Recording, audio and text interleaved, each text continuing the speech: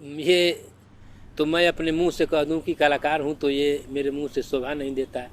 मैं अपने कलाकार को तो एक सरसों से भी 100 गुने कम का अपने आप को समझता हूं। नमस्कार, मेरा नाम है ब्रजेश राय बहुचट और मैं जिला गाजीपुर उत्तर प्रदेश का रहने वाला। मैं यहीं एक मारवा स्टूडियो है आफ्ट सिनेमा, स्कूल ऑफ सिनेमा, उसी में मैं एक छोटी सी नौकरी गार्ड की नौकरी करता हूँ। मैं यहाँ तो सिर्फ नौकरी करने के लिए आया कि किसी तरह नौकरी मिल जाए, बच्चों का फीस, अपना घर का काम चलता रहे। पर ऊपर वाले ने चाहा, जो चीज़ मैं चाहता था, जिसमें रम रखा हूँ, वहीं पे लाकर हमको ऊपर वाले ने पटक दिया। ये मुझे और खुशी की बात है। मेरी दिलचस्पी है, मैं लेखनी करता हूँ, अपनी रचनाएं कवि सम्मेलनों पे भी पढ़ता हूँ और हमारे लिखे हुए गीत भोजपुरी में लोग भी गाए हैं। और एक किताब भी छपने वाली है जिसमें 300 साल, आज से पहले 300 साल पहले की राइटरों की नाम और कविता आने वाली है। उसमें भी मेरा नाम का कलेक्शन हो गया है।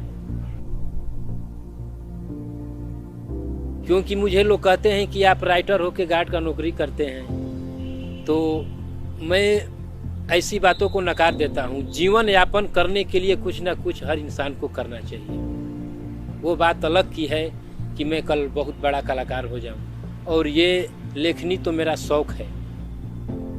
मैं इसे पेशा नहीं बनाया हूं आज तक, और परिवार को जिलाना है तो कहीं ना कहीं नौकरी तो करनी ही पड़ेगी। जिस दिन मैं मारवा स्टूडियो में मेरी ड्यूटी लगी, अपना एक बैग लेके आया था। रहने का कोई व्यवस्था नहीं था कि मैं रहूँगा कहाँ। मुझसे सवाल किया गया कि आपको नौकरी तो मिल गई, पर रहोगे कहाँ? मैंने कहा चलिए देखते हैं, दाता राम जहाँ कहेंगे वहाँ होगी। तो एक मेरे साले का साला रहता है भंगेल में, उसके बात किया तो कहा कि नहीं जीजा आ जाओ। मैं बैग लेके चला और सारा कपड़ा टेम्पू में बैठा, जहाँ उतरा टेम्पू वाले को पैसा दिया, एक फ़ोन आया, फ़ोन उठाया, टेम्पू वाला चल दिया, सारा कपड़ा उसी में रह गया। अब क्या बचा? जो मैं यहाँ पहन के बैठा हूँ सामने। मैं घर पे बैठा रहूँगा, वो चीज़ नहीं मिल पाएगा। और मैं यहाँ नौकरी करता हूँ, तमाम तरह के लोग आते जाते रहते हैं, मिलते रहते हैं, और हमें कुछ ना कुछ नया चीज़ लिखने के लिए मिलता रहता है। मैं इसको विभाग में बांट दिया हूँ। जैसे जब ड्यूटी कर रहा हूँ तो उस समय ड्यूटी, और जब ड्यूटी छोड़ के अपने जगह पे जाऊँ तो उस समय अपनी लेखनी में जुट जाता हूँ। और लेखनी तो मैं ड्यूटी करते करते भी कर देता हूँ। कई जगह इसके लिए कंप्लेन आ गई है कि आप क्या कहाँ सोचते रहते हो, यहाँ से यहाँ ऐसे हो गया। मेरे घर में तो इसके लिए बिल्कुल नाकाबंदी थी। मैं गांव में कार्यक्रम करने के लिए जाता था तो एक बगल में भैंस थी, भैंस के ऊपर चढ़ के वो डंडवार होती है, उसको फान करके तो मैं जाता था दूसरे यहाँ कार्यक्रम करने के लिए। पर मुझे घर से थोड़ा सा भी नहीं ये मिला कि नहीं आप जाओ कार्यक्रम करो। मेरे लिए बिल्कुल पाबंदी रही है। वो भी ऐसे नहीं लगाते थे परिवार वाले, वो देखते थे कि गांव में थोड़ा थोड़ा गा बजा के लोग कुछ नहीं कर पाए, तो इस चीज़ को देखते हुए प्रतिबंध लगाते थे कि बेटा कहीं तू अच्छा पढ़ लिख ले, कहीं अच्छा आदमी बन जा, कि किसी से 2 पैसा न मांगना पड़े। पर हमारे अंदर तो जुनून कुछ और ही थी। क्योंकि ये कहावत है बहुत पुरानी कि वही गिरता है जो घोड़ा पे चढ़ता है। जो मेहनत नहीं करेगा तो कहाँ से सफल असफल की बातें समझ पाएगा। देखिए, हम लोग तो गांव से निकले, हम लोगों को कोई सपोर्ट नहीं मिला, पर जो भी मिला सही मिला। उसके माध्यम से हम लोग अपना कार्य करते रहते हैं। एक मेरा चैनल भी है जिस पे अपनी लिखी हुई कविताएं और गीतें डालता रहता हूँ। फर्क हमें आ रहा है, पढ़ाई का, शिक्षा का जीवन में बहुत विशेष महत्व होता है। घर वालों ने बार बार यही कहते थे, घर वाले कि बेटा पढ़ लो पढ़ लो, पर हम उस समय इस चीज़ पे ध्यान नहीं देते थे। हम इस चीज़ को छोड़ के खेलने कूदने पे मतलब कि लगे रहते थे। उस चीज़ का हमें आज तक ध्यान है कि नहीं, हमें पढ़ना चाहिए था। और मेरी धर्मपत्नी जी से और मुझसे थोड़ा थोड़ा नोक-झोंक होता रहता है। उनका कहना है कि आप कभी हो एक लेखक हो तो थोड़ा लेखक की तरह रहो, ठीक ठाक से पहन के दाढ़ी दूढ़ी बनाओ ना करके सभी करके, और मैं ठीक इसके उल्टा जो है कि रहता हूँ। मेरा कहना है कि आदमी अपने कार्य से महान बनता है, न कि कपड़ा पहनने से। पर इसका भी जीवन में बहुत बड़ा महत्व है। आज भी कलम नहीं है आपके पास, है कि नहीं है, कौन सी डायरी लिए हैं, वो पूरा ध्यान रखती है, पूरा ध्यान रखती है। और मैं इस बात को मानता हूँ कि वैसी धर्मपत्नी हर किसी को मिले। दुनिया लाख कुछ कहे, पर वो हमारे साथ है, हमारा जीवन साथी, तो हम जमाने से लड़ने को तैयार हैं। क्योंकि पहले कार्यक्रम में जाते हैं तो पहले घर से ही मूड मिजाज बनता है, और जब घर से मूड मिजाज बन जाएगा तो आप वहाँ झंडा गाड़ देंगे।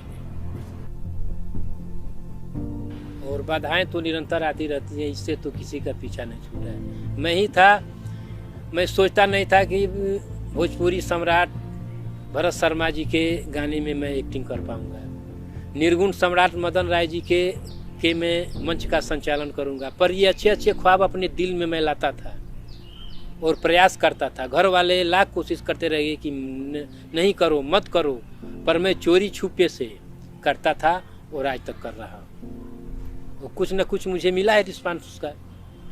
एक मैंने भोजपुरी लिखी थी ब्याह कटुआ, वो आज तक मेरे पास पड़ी हुई है। डायरेक्टर साहब ने मुझे आदेशित किया कि आप लिखो। मैंने लिखा, फिर दोबारा लेने के लिए नहीं आए, पर ऐसी दिल में है कि कहीं से ऑफर आए तो मैं काम करूँगा उस पर। ब्याह कटुआ जिससे होता है कि एक आदमी होता है, सबकी शादी काट देता है। वो इतना इसमें रम जाता है कि अपने लड़के का भी शादी काट देता है। उसके लास्ट में यही है कि वो इसकी मतलब की आदत इतनी खराब हो गई है कि एक दिन अपने लड़के का ही शादी काट देता है। मेरा नाम तो ऐसे ब्रजेश राय है, बाद में बहुचट पड़ गया। और ये बहुचट पड़ने की भी दिलचस्प कहानी है। मैं कवि सम्मेलन कराया अपने गांव में सन 2003 में। उस समय मैं बीए फर्स्ट ईयर में पढ़ रहा था और हिंदुस्तान के बहुत अच्छे अच्छे कवि आए थे। झगड़ू भैया वाराणसी रेडियो स्टेशन से, डंडा बनारसी जो प्रोफेसर हैं, जाने माने कवि ओज के भूसर त्यागी जी, जाने माने संचालक हरि नारायण हरीश जी। तो जब कवि सम्मेलन समाप्त हुआ तो हुआ कि कवियों का कुछ नाम ऐसे ही रहता है, जैसे कि हमारे गुरु जी हैं गोबर गणेश जी, डंडा बनारसी, उनका नाम है संतोष कुमार गुप्त, पर वो डंडा बनारसी लिखते हैं। तो मेरा नाम 3 ऑप्शन दिया गया, बौड़म, बोका, बहुचट। तो जो मुख्य अतिथि थे सच्चिदानंद राय चाचा जी, तो मेरा नाम बहुचट पे मुहर लगा दिए। और मुझसे कारण पूछा गया कि बहुचट से कोई आपको दिक्कत? मैंने कहा नहीं, हमें क्या दिक्कत, कम से कम रोता हुआ आदमी तो हंस देगा बहुचट का नाम सुन करके। रुलाना बहुत आसान है, किसी को 2 गंदी गंदी बात बोल दो, कंकड़ फेंक दो, सर फूट जाएगा, दिल टूट जाएगा उसका, रो देगा। कम से कम कुछ नहीं होगा तो रोता हुआ आदमी बहुचट नाम सुनकर हंस तो देगा। बहुचट का मतलब होता कि पागल, गंवार, सनकी, अनपढ़, नकारा।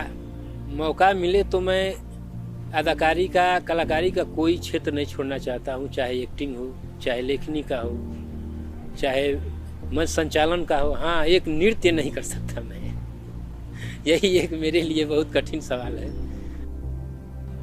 और ये कोई इंसान चाह के भी अगर चाहे कि मैं कलाकार बन जाऊं तो उसके बस की बात नहीं है, जब तक उसकी मेहरबानी नहीं होती। और इस कलाकारी की कदर करना होता है किस तरह, जिस तरह हम अपने आप का करते हैं।